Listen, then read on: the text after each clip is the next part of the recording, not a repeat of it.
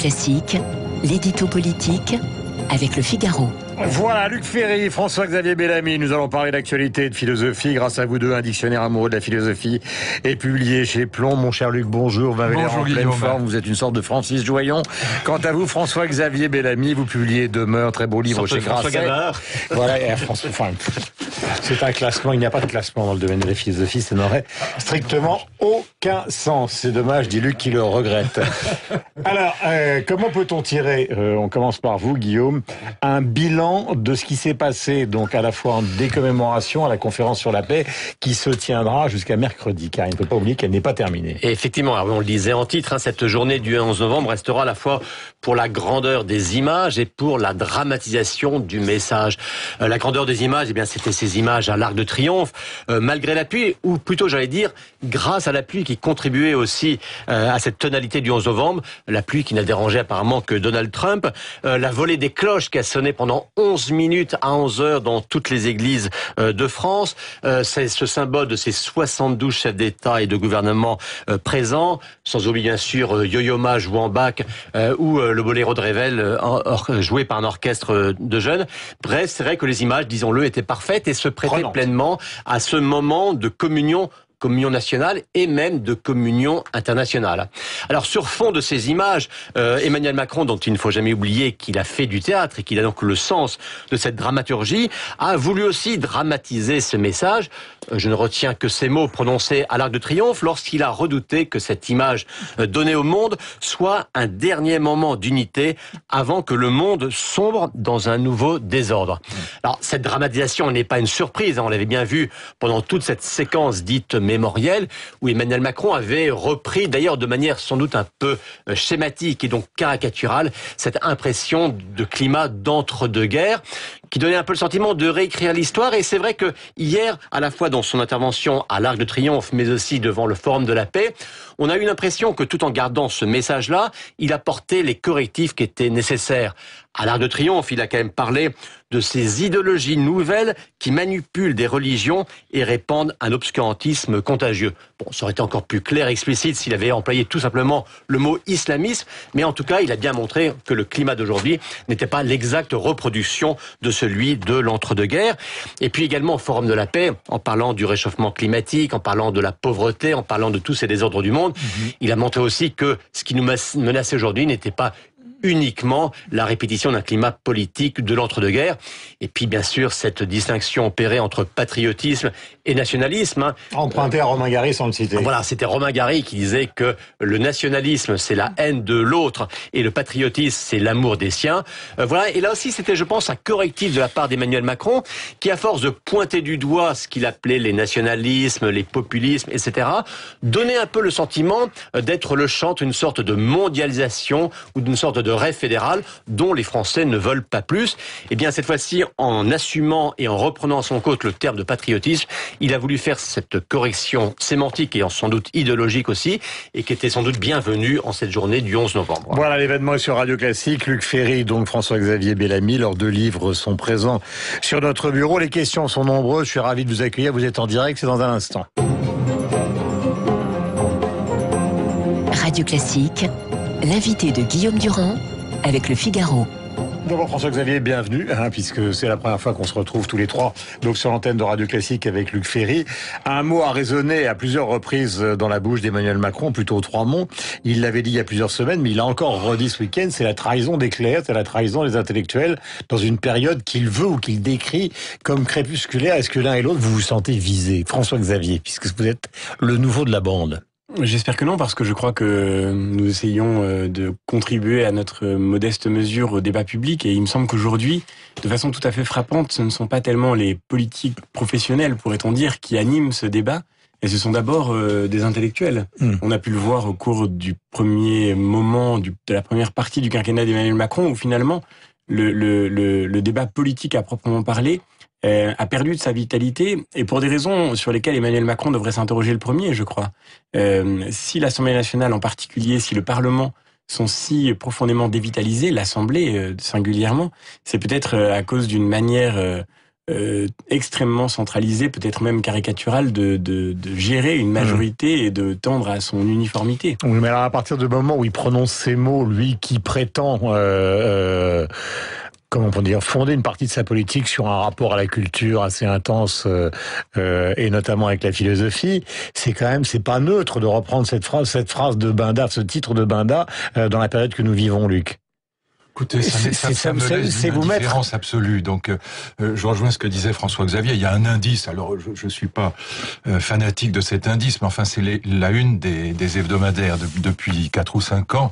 Les intellectuels français ont fait la une d'hebdomadaires, de tous les hebdomadaires qui comptent en France, et alors que les politiques étaient très largement, si j'ose dire, dans les choux. Mais là, pourquoi ? Parce que ils trouvent qu'on ne le soutient pas assez.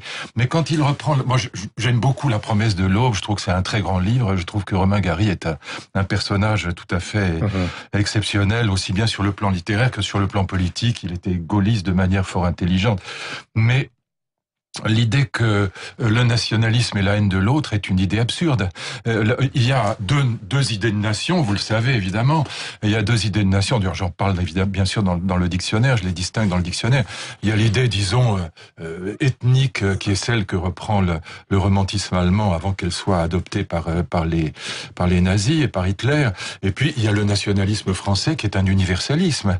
Et donc, quand un Henri Guénaud à droite ou un Jean-Pierre Chevènement à gauche ou quand un Régis Debray ou un Alain Finkielkraut défendent aujourd'hui les frontières ou l'idée de nation, c'est pas dans l'optique de la haine de l'autre, ce sont des universalistes. On peut être en désaccord avec eux, mais en tout cas, réduire le nationalisme à la haine de l'autre est une absurdité qu'on peut pardonner dans la bouche d'un Romain Gary parce que c'est dans un contexte où il a fait une guerre effroyable contre le nationalisme nazi. C'est ça qu'il vise. Mais le redire aujourd'hui, c'est tout simplement une bêtise. Est-ce que vous considérez justement, François-Xavier Bellamy, qu'il y a une sorte d'apocalypse qui nous menace? Car tout le discours de Macron pour justifier son leadership aujourd'hui face à Trump qui a boudé pendant tout le week-end, clairement, et qui était même au cimetière de Suresnes plutôt qu'à la conférence sur la paix, c'est de dire, moi je suis à la fois le multiculturel et l'homme qui pratique le multilatéralisme, et les Américains se sont renfermés dans une guerre ou qui est menée au fond comme une sorte de chef d'entreprise, c'est-à-dire de contrat à contrat, mais sans qu'il y ait de véritables négociations globales. On se passe de l'ONU, on se passe des instances multiples et variées. Est-ce que vous croyez à cet apocalypse suggéré par le président de la République ? Heureusement, il s'est abstenu de trop la suggérer ce week-end. J'ai trouvé que son discours à l'occasion des commémorations était un beau discours à la hauteur de l'enjeu. Mais c'est vrai que cette équation qu'il tente d'installer depuis quelques semaines, en revanche, qui consiste à dire c'est moi ou le chaos, cette équation est, à mon avis, le déni absolu de la démocratie. La démocratie, c'est le pluralisme. Et donc le pluralisme, c'est forcément l'idée que dans le cadre des questions qui se posent à nous collectivement, plusieurs réponses légitimes peuvent exister, qui suscitent et qui nécessitent un dialogue.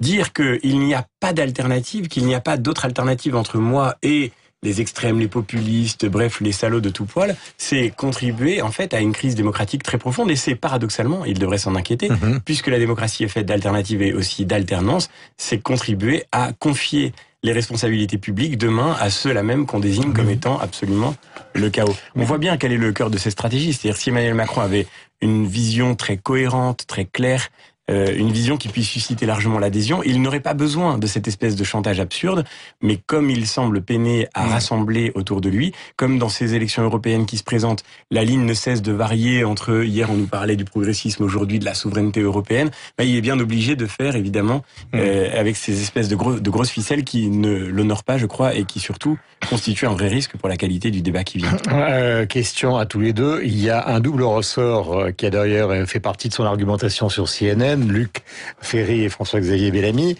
c'est qu'au fond il suggère encore une fois, parce que c'est important le non-dit et le silence, ou le sous-texte comme on dit au théâtre, mes opposants n'existent pas, et mes prédécesseurs sont nuls. C'était en gros ce qu'il a dit sur CNN.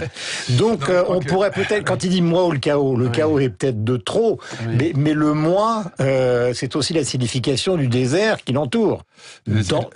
C'est évidemment son point fort, mais c'est la faiblesse des autres et son point fort, ce qui n'est pas évidemment très rassurant ni pour les autres ni pour lui. Je crois que le discours alarmiste d'Emmanuel Macron, c'est un discours qui s'inscrit dans le contexte des prochaines élections européennes, beaucoup plus que dans le contexte du concert des nations internationales. Je pense aussi que la comparaison avec les années 20 est absurde. Nicolas Bouzou l'a dit très bien la dernière fois, que ce soit sur la question économique, les dizaines de millions de chômeurs, alors que le monde est aujourd'hui au plein emploi, qui caractérise la crise de 29, mais aussi sur le plan intellectuel et philosophique. Nous ne sommes absolument pas aujourd'hui face au fascisme des années 30, au nazisme des années 30 ou au bolchevisme des années 30. Et pour cette comparaison a été repris par beaucoup de chefs d'État. Non, peu importe, mais le vrai... Que les chefs d'État soient pas des historiens ni des intellectuels, c'est pas une nouveauté. Donc qu'ils disent des bêtises parce que ils ne connaissent pas l'histoire et qu'ils font de la politique politicienne, c'est pas une nouveauté. Le vrai danger aujourd'hui, là je reviens sur le livre de Christian Saint-Étienne, c'est le conflit potentiel entre la Chine et les États-Unis. Ça, c'est le vrai risque de guerre aujourd'hui. C'est pas Monsieur Salvini ou Monsieur Orban qui vont déclarer la guerre à la France. C'est absurde. Et Mélenchon n'est pas Staline et Marine Le Pen n'est pas Hitler. Donc on essaye de faire peur aux petits enfants avec des comparaisons qui sont absolument lors de cette conférence inintelligentes. Lors de cette conférence qu'on a tous observée, celle sur la paix. Donc, quelle conférence sur la paix? C'est la conférence sur la paix. Vous parlez du forum sur la paix auquel Trump n'est pas allé. Voilà, où il n'y a pas d'Américains et pas de Chinois. Oui, mais justement... Et ni Theresa May qui est restée en Angleterre. Mais bien sûr, et donc le vrai... Si vous voulez, moi je trouve que les images étaient belles, je comprends, le discours était bien fait, le discours d'Emmanuel Macron était bien fait, mais n'imaginez pas que sur le plan politique, ça ait la moindre influence. Erdogan rentre chez lui avec la tête d'Erdogan, Poutine chez lui, Trump chez lui, etc. Et donc ça ne change strictement rien. Mais le vrai risque de guerre aujourd'hui, il n'est pas dans les souverainistes européens. Moi, je ne partage pas leurs idées, moi je suis un fédéraliste à 10, ce qui est très particulier. Je suis un patriote à 10. Donc je pense qu'il faut un sursaut de l'Europe de l'Ouest parce que la culture de l'Europe de l'Ouest est aujourd'hui en danger. La civilisation de l'Europe de l'Ouest est aujourd'hui en danger. Mais le vrai risque de guerre, ça n'est pas Salvini, c'est pas Mélenchon, c'est pas Le Pen, c'est pas Orban, c'est le conflit entre la Chine et les États-Unis. Ça, on n'en parle pas assez, mais c'est le vrai sujet de conflit aujourd'hui. François-Xavier Bellamy, phrase d'Alain Juppé, arrogance insupportable de Trump. Donc, ce sont des propos. Ça, c'est pas faux. Qui quand même résonnent. C'est-à-dire qu'à la fois, on peut comprendre les arguments de Luc, et en même temps, il y a une sorte d'anti-américanisme violent qui transite par Trump, mais qui est repris maintenant par des gens qui avaient en général un rapport assez apaisé avec les États-Unis d'Amérique. C'est pas un anti-américanisme, c'est un anti-trumpisme. Oui, ça n'a rien à voir. Mais c'est justement pour ça que je faisais la nuance. Oui, c'est vrai que c'est évident que dans cette séquence, le président des États-Unis a eu un comportement pour le moins troublant, en s'exprimant de manière fort peu diplomatique à son arrivée à Paris, puis ensuite en manquant de participer à une cérémonie à laquelle il était attendu pour cause de pluie. Cela étant dit, je crois que cette rigueur à l'égard de Donald Trump ne doit pas non plus nous faire oublier la réalité de quelques tensions importantes qui ont émaillé ce moment. Et je pense en particulier à la visite de monsieur Erdogan sur le sol français dont monsieur Juppé n'a pas parlé, qui s'est permis d'organiser quasiment une petite démonstration de force en faisant le signe des frères musulmans en plein Paris. On voit bien, et ça pour le coup le président de la République a du mal à nommer dans son discours ce danger que constitue l'islamisme au cœur de nos sociétés. Je crois que sur le plan international, les défis que signalait Luc Ferry sont très importants, mais sur le plan intérieur, nous voyons bien qu'il y a aussi un danger très grand de voir s'écarter les communautés les unes des autres, s'écarter les groupes qui constituent aujourd'hui la société française. Et évidemment, il me semble que de ce point de vue-là, la politique menée par M. Erdogan et son agressivité est infiniment plus dangereuse pour nous, infiniment plus grave, et que la provocation était infiniment plus lourde de sens que celle auquel a pu se livrer le président des États-Unis. Question à tous les deux, elle est importante et à partir d'un fait. Est-ce que vous considérez l'un et l'autre que l'islam refuse, au fond, cette forme d'islam refuse la soumission à ce qu'on peut appeler la modernité occidentale? Pas seulement à la modernité, mais à l'idée républicaine et à la démocratie. On ne parle pas de l'islam, on parle de l'islamisme en l'occurrence, avec une question énorme. Quelle est la continuité ou la solution de continuité, c'est-à-dire la discontinuité, si vous préférez, entre l'islam et l'islamisme. Mais vous voyez, ce qui est très intéressant... Zemmour, ce matin dans le Figaro, parle de l'islam, il ne parle pas de l'islamisme. Écoutez, laissons Zemmour de côté. Je crois que... Non, mais écoute, vous n'êtes pas obligé de mettre dans le débat des noms radioactifs, si je puis dire. Non, on a aujourd'hui quelque chose qui est très clair, c'est que sur le plan international, le danger véritable, c'est la guerre potentielle entre la Chine et les États-Unis. Je n'y reviens pas. Et ce que disait François-Xavier est tout à fait juste. Sur le plan intérieur, l'ennemi, encore une fois, c'est pas le populisme. Le populisme, faut le comprendre, même si c'est un adversaire politique. Mais en tout cas pour ceux qui sont comme moi, malgré tout pro-européens.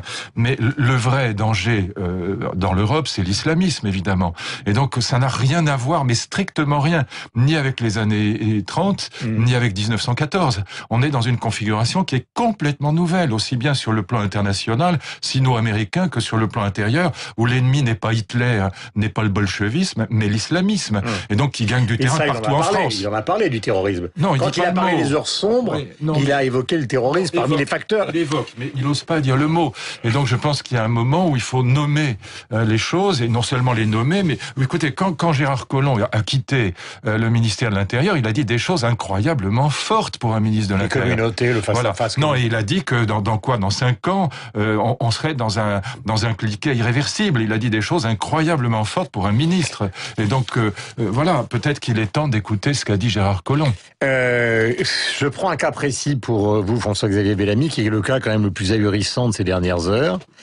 C'est quand même l'histoire de Khashoggi, donc au consulat, vous le savez, en Turquie, puisque ça c'est un cas précis. Non seulement ils l'ont découpé, mais en plus ils ont envoyé une équipe pour dissoudre son cadavre, pour que toute trace, que toute trace disparaisse. Donc on est face à une barbarie qui n'a pas de visage humain, c'est le moins qu'on puisse dire.